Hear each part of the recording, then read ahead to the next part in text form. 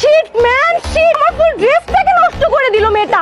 গ্রামের আনকালচার মেয়ে কোথাকার। আপনি জানো আমার ড্রেসের প্রাইস কত? জানবে কিভাবে? এসেছে তো গ্রাম থেকে। গেও খ্যাপ সেই গেও ভুট্টাকে কে আলো করছে এই পার্টিতে? আপনি তো আমার গায়ে এসে পড়লেন। কার সাথে কিভাবে কথা বলতে সেটা কি ভুলে গেছিস? গেও ভূত কোথাকার।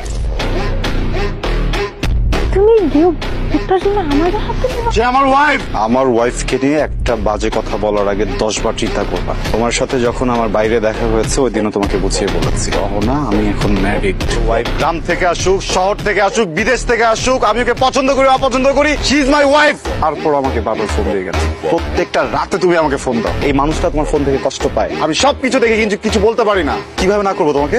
আর কি বলছিলে একটু আগে? এই পার্টিতে ওকে কে ঢুকতে দিয়েছে, তাই না? একটাবার নিজেকে জিজ্ঞেস করো, এই পার্টিতে তুমি কি করছো? তোমাকে কে ঢুকতে দিয়েছে? প্রধান গ্রুপ অফ ইন্ডাস্ট্রিজের 80% শেয়ার হোল্ডারের বৌমা আমার ওয়াইফ।